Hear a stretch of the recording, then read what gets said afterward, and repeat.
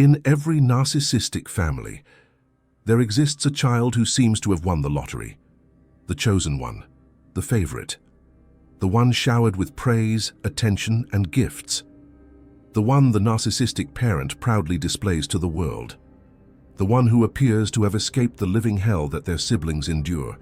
But this child harbors a terrible secret, a secret they themselves are unaware of, a secret that will only surface decades later, when their life crumbles without any apparent reason. When they realize that despite having everything, they have nothing. That despite being seemingly loved, they were never truly seen. That despite being chosen, they were in fact destroyed.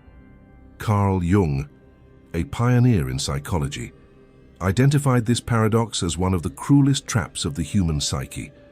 The golden child, the favorite son or daughter, the one who appears to have privilege, but in reality carries the heaviest sentence of all. Because being the favorite of a narcissistic parent isn't about being loved.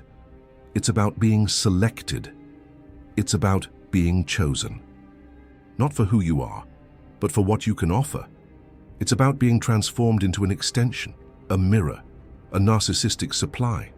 It's about completely losing who you are, to become who the parent needs you to be. And the most devastating part is that you don't realize it. Because unlike the scapegoat who knows they are being mistreated, the golden child believes they are loved. The cage is gilded, the bars are invisible, and the prison only reveals itself when it's far too late. In the next few minutes, I'm going to reveal the 5 hidden dangers of being the golden child of a narcissistic parent. 5 psychological traps that no one talks about because they appear to be privileges. 5 forms of destruction that occur beneath the mask of love. And I'll show you what Jung discovered about how this wound can be healed if you have the courage to face the truth about the gilded cage in which you grew up. Hold on to that thought, because what I'm about to reveal could completely change how you understand your own childhood. Before we continue, I need you to understand something fundamental. Within the dynamics of a narcissistic family, there are specific roles that are distributed among the children. These aren't roles that are chosen. They're roles assigned by the narcissistic parent based on their own psychological needs. The most well-known role is that of the scapegoat. This is the child who carries all the shadow of the family, the one who is blamed for everything, the one who receives the anger, the criticism, the contempt. This role is obviously destructive. The child knows they are being mistreated, even if they don't have the words to express it. But there's another role that appears to be the opposite. The golden child, the chosen child, the favorite. And here's the paradox that Jung identified. This role can be even more destructive than that of the scapegoat, because it's a destruction disguised as love. The scapegoat knows they need to escape. They know that family is toxic. When they grow up, they often cut contact and seek to rebuild themselves far from that sick dynamic. But the golden child doesn't know they need to escape. They think they were loved. They think they were lucky. They think the problems they feel in adulthood are their own failings, not consequences of the family dynamics. And that's why they remain trapped for much longer, sometimes for their entire life. Jung described this using the concept of projective identification. The narcissistic parent doesn't love the golden child as a separate person. They use the golden child as a screen to project their own idealized self. The child becomes a mirror that reflects back to the parent the grandiose image they want to see of themselves. The child is beautiful because that reflects the parent's superior genetics. The child is intelligent because that proves the parent is brilliant. The child is successful because that validates the parent's choices. The child is admired because that generates indirect admiration for the parent. At no point is the child seen for who they really are. They are seen only as an extension, as a trophy, as walking proof of the parent's narcissistic grandiosity. And the child, who was born desperately needing the love of their parents, does what any child would do. They adapt. They mold themselves. They become exactly what the parent needs them to be. They learn which behaviors generate approval and which generate withdrawal of affection. And systematically, methodically, they murder all the parts of themselves that don't serve the parent's script. The true self dies. A false, inflated self is born in its place, and the child doesn't even realize it, because everything happens under the mask of love. Now I'm going to reveal the 5 specific dangers that the golden child faces. And I want you to pay close attention, because you'll probably recognize patterns that you've never understood before. The first danger is identity fusion. The golden child doesn't develop an identity separate from the narcissistic parent. They fuse. Their opinions are the parent's opinions. Their tastes are the parent's tastes. Their dreams are the dreams that the parent projected onto them. Their career choices, their partners, their lifestyle. Everything is an extension of what the parent wants or what the parent approves of. And they don't realize it. They think their choices are their own. They think their opinions are genuine. They think they're living their own life, but they're not. They're living the life they were programmed to live. They're following a script that was written for them before they were even conscious of themselves. Jung called this a catastrophic failure in individuation. The process of individuation is when a person becomes themselves, separate from their parents, with their own identity. But the golden child never completes this process. They remain psychologically fused to the narcissistic parent, even when they live far away, even when the parent is already deceased. The fusion manifests in subtle ways. An inability to make decisions without imagining what the parent would think. Her deep anxiety when they do something they know the parent would disapprove of. A constant need to report their achievements, seeking the validation they were conditioned to seek. An unexplainable emptiness when they're alone, because without the parent's gaze, they don't know who they are. People with this pattern often only discover the fusion when the parent dies, and then they collapse, not just from normal grief, but because they've lost the anchor of their identity. Without the parent to approve or disapprove, they literally don't know who they are. They don't know what they want. They don't know how to live. The second danger is addiction to conditional love. The golden child didn't receive unconditional love. They received approval for performance, contingent love, transactional affection. They were loved when they reflected well on the parent, when they got good grades, when they won competitions, when they made the parent look good in front of others, when they agreed, when they obeyed, when they shined. And they learned, with surgical precision, that love has a price, that affection needs to be earned, that you only deserve attention when you deliver something in return. This creates a devastating addiction. The golden child becomes addicted to approval, addicted to validation, addicted to conquering, to performing, to impressing, because you only feel real, only feel worthy, only feel loved when you're receiving external approval. In adulthood, this manifests in many ways. Workaholism. The person works obsessively because each professional achievement is a dose of the drug they need. Each promotion, each compliment from the boss, each public recognition activates the same circuitry that the parent's approval activated in childhood. It's a cycle, a need. Relationships are also affected. The golden child doesn't know how to function in a relationship where love is unconditional. If their partner loves them simply for who they are, without demanding performance, they don't know what to do. They become distrustful, waiting for the demands that never come. Or they sabotage the relationship. Because love without conditions doesn't feel like real love. It feels like a trap, a setup. And the most cruel thing, they can't receive real love when it's offered, because they were programmed for love as a transaction. Love given freely, without conditions, without performance. Feels wrong. It feels weak.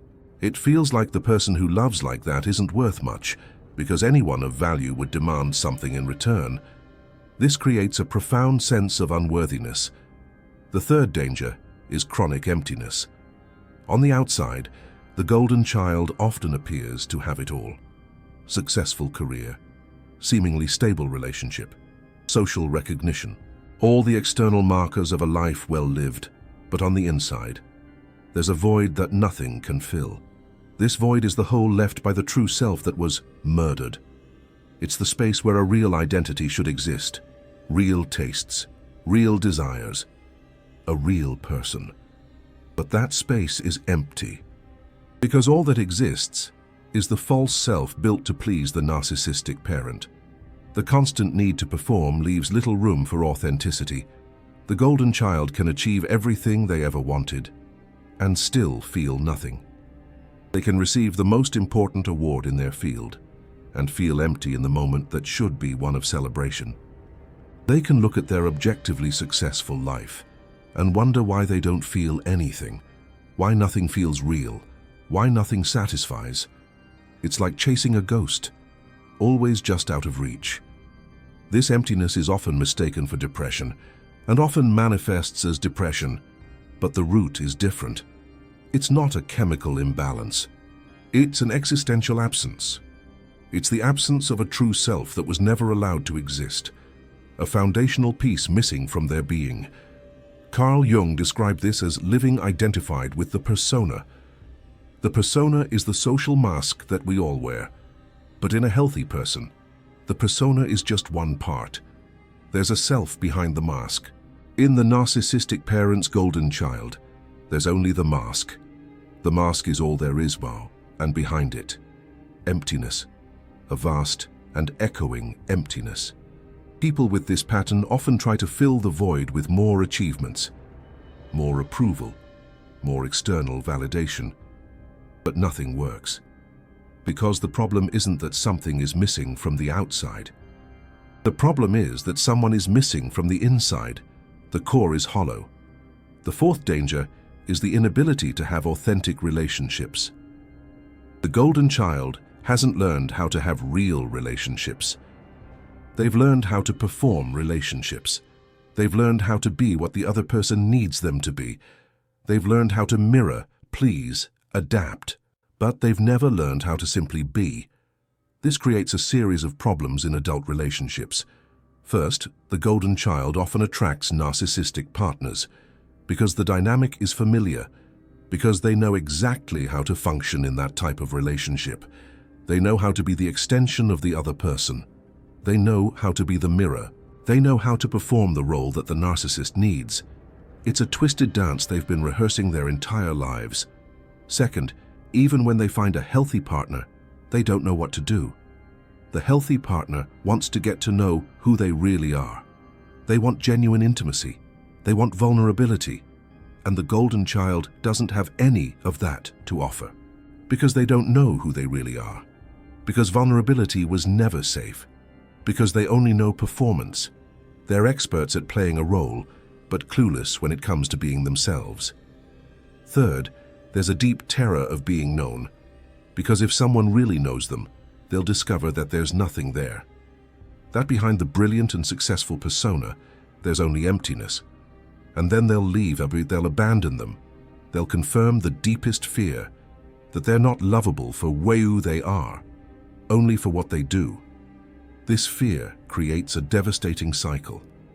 The golden child keeps everyone at a safe distance, never lets anyone get too close, maintains the impeccable performance, and spends their entire life in relationships where they're never really seen, never really known, never really loved for who they are, because they themselves don't know who they are. They're always acting, never truly connecting. The fifth danger is the weight of impossible expectations. The golden child carries an invisible burden that no one on the outside can see. They need to continue being special. They need to continue shining. They need to continue reflecting the narcissist parent's grandiosity. They can't fail. They can't be mediocre. They can't simply be normal. Because if they fail, they lose everything. They lose the love. They lose the position. They lose the identity that was built on being the best, the brightest, the most special. The stakes are always incredibly high. This fear of failure is paralyzing. Many golden children develop extreme perfectionism. They can't deliver anything that isn't perfect. They procrastinate on important projects because the fear of not achieving perfection is greater than the desire to complete them. Or they completely avoid challenges where they might fail, staying in comfort zones where success is guaranteed. They become masters of avoidance, terrified of anything that might expose their perceived flaws. Others develop severe imposter syndrome, even when objectively successful.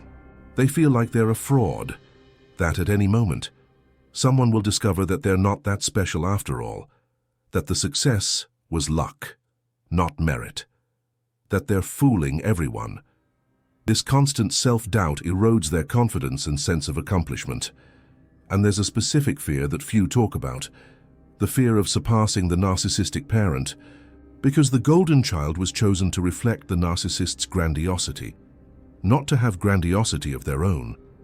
If they become more successful than the narcissistic parent, more admired, more fulfilled, they stop being a mirror and become a threat, and the conditional love can be withdrawn.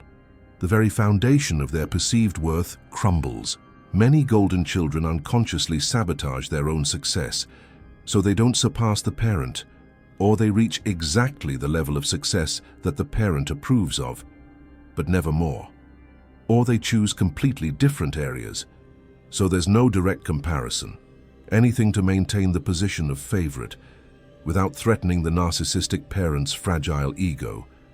The boundaries of their potential are meticulously self-imposed. Now, pause before continuing, because if you recognized yourself in the 5 dangers I described, I need you to know something fundamental. None of this was your fault. You were a child who was born needing love, and received a toxic imitation disguised as privilege. You didn't choose to be the favorite. You were chosen. And that choice wasn't based on who you were, but on what you could offer to the hungry ego of a parent incapable of loving for real. It's crucial to understand this. You were a pawn in someone else's game. You had no choice but to adapt, to mold yourself, to transform yourself into what was demanded. Your survival depended on it, but now, you have the power to rewrite the rules, and because the alternative was losing the only love they knew. And for a child, that's unthinkable. But now, you're an adult. And now, you have something you didn't have as a child. You have awareness. You have words for your experience. You have the ability to see the gilded cage for what it really is. Let me tell you about Michael. Michael was 47 years old when he finally understood why his life seemed perfect on the outside and completely empty on the inside. He was the classic golden child. From a young age, he was his father's obvious favorite. His father, a successful and deeply narcissistic businessman, displayed Michael as his greatest trophy. Michael was handsome, intelligent, athletic, everything his father wanted him to be. And Michael delivered, always delivered, top grades in his class, captain of the soccer team, medical school because his father wanted a doctor in the family, specialization in surgery because his father thought surgeons were more important than other doctors, marriage to the right woman, from the right kind of family, with the right look. Everything perfect, everything choreographed, everything exactly as his father wanted it. And Michael was miserable, deeply, inexplicably miserable. He didn't understand. He had everything that should bring happiness, a brilliant career, a beautiful wife, healthy children, a big house, professional recognition, everything. But every night, when he came home and sat alone in his study, he felt a void that frightened him, a sense that none of this was his, that he was living someone else's life, that there was an imposter inhabiting his body, doing all the right things, and that the true Michael was somewhere else, lost, forgotten, maybe dead. He started to drink. Not much at first. A glass of whiskey to relax. Then 2. Then the whole bottle. Alcohol was the only thing that could numb the emptiness, that could make him feel something, anything. His wife, Ashley, noticed. She confronted him. Michael promised to stop. And he did. For a month. Then he went back. Then he stopped again. The cycle repeated for years. The turning point came when his father died. Michael expected to feel sadness and grief, loss. After all, he had been the favorite son. He had been the closest. It should hurt more than anything, but it didn't. He felt nothing. Absolutely nothing. And that scared him more than anything. Because if he couldn't feel anything at the death of the father he supposedly loved so much, what did that say about him? What kind of monster was he? That's when he sought out a therapist, and in the first few sessions, when he started to tell his story, something strange happened. The therapist wasn't impressed with his achievements, didn't praise him for being successful. Instead, she asked a question that no one had ever asked him before. "Michael, did you choose any of these things?" Michael didn't understand the question. The medicine, the surgery, his wife, his house, his life. Was any of this a choice of yours?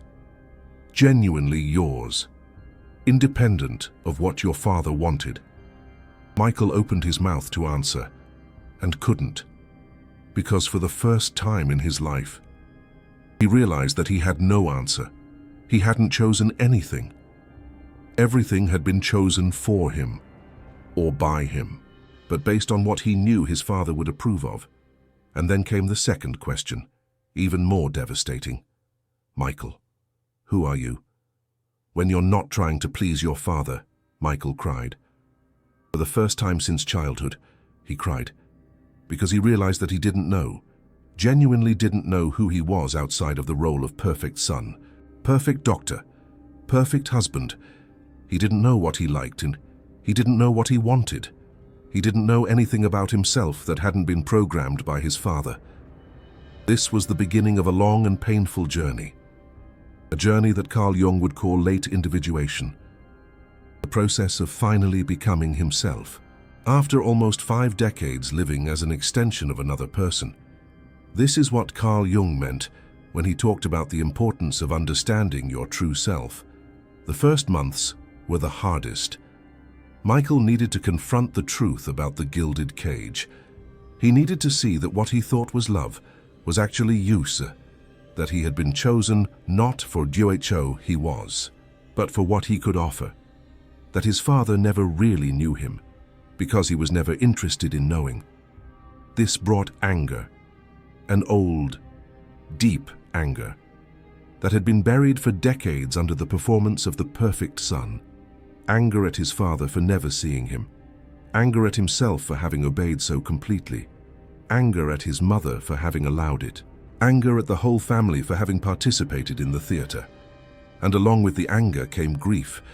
Grief for the childhood he never had. Grief for the true self that was murdered so early that he didn't even remember what it was like. Grief for all the choices he never made, for the paths he never explored, for the person he could have been, if he had been allowed to be. This grief was devastating. Michael entered a period of deep depression. He stopped working for a few months, almost lost his marriage. He needed to explain to Ashley what he was discovering, and she didn't understand at first, because she had also married the performance, not the person. But Michael continued. He continued therapy. He continued the painful process of asking himself who he was outside the role. And gradually, something started to emerge. He discovered that he liked to cook. He had never cooked in his life, because his father thought cooking was woman's work. He started experimenting with recipes. He thought he would be terrible, but discovered that he had talent. And more importantly, he discovered that he felt pleasure. Real, genuine pleasure. Not the empty satisfaction of achieving something. He discovered that he didn't like surgery. He had never liked it. He had chosen it because his father wanted him to. He started exploring other areas of medicine. He discovered a passion for palliative medicine, caring for people at the end of life, the opposite of what his father valued, and exactly what resonated with something inside him. He discovered that his marriage had been a performance. He and Ashley had spent 20 years together without ever really knowing each other. When he started to show who he really was, the marriage went through a deep crisis. Ashley didn't recognize the man she had married, because that man didn't really exist. The marriage almost ended, but something surprising happened. When Michael stopped performing and started to be real, Ashley had space to do the same. She also had her masks. She also had her performances.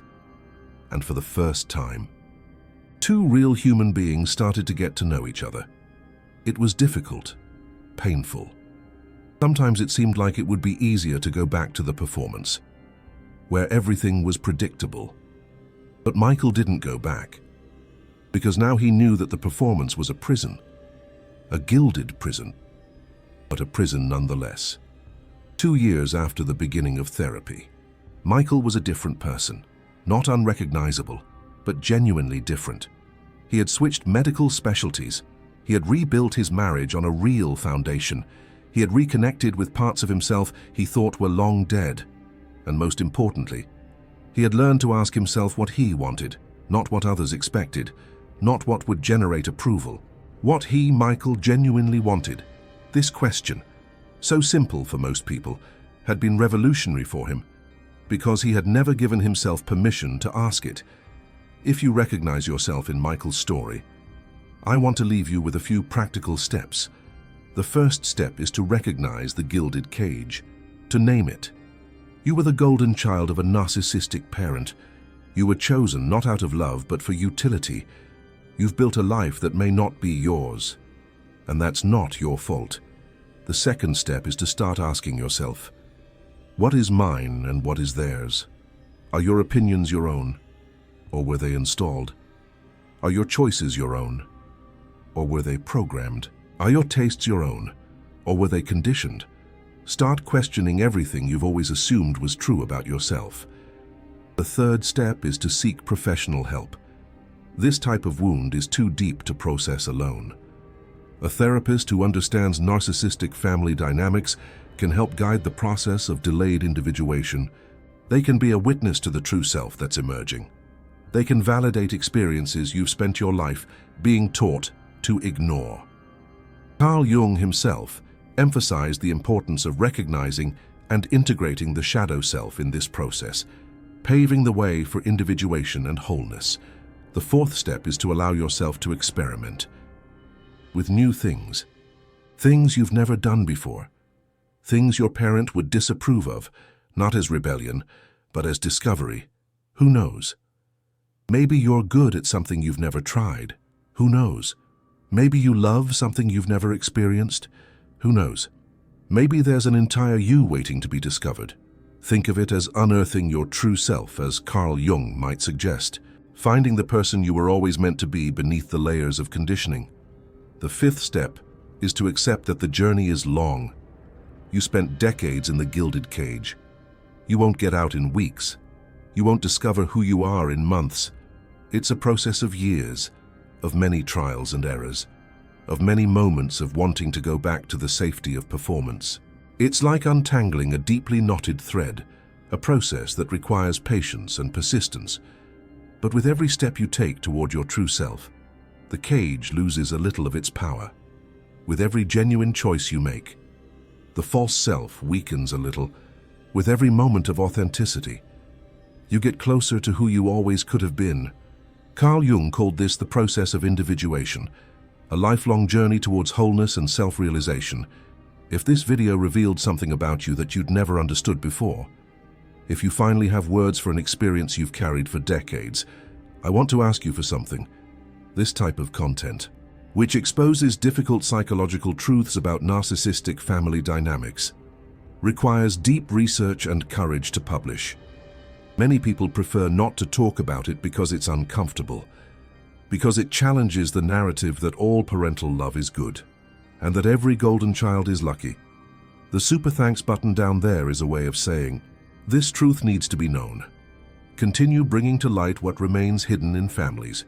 Continue naming what so many suffer in silence, and if you can't or don't want to support financially, share this video. There's someone in your life who has lived in the gilded cage and doesn't know it. someone who thinks they were loved and doesn't understand why they feel so empty. This video could be the beginning of their liberation. The gilded cage is real, but the door is open. It always has been. You just need to choose to leave. Tell me in the comments, were you the golden child, the scapegoat, or another role? And when did you realize that your family dynamics weren't normal? I read all the comments. And sometimes, just naming the experience starts the healing process, because the gilded cage only has power while you think it's love. When you see the truth, the bars start to disappear, and you can finally start to be free.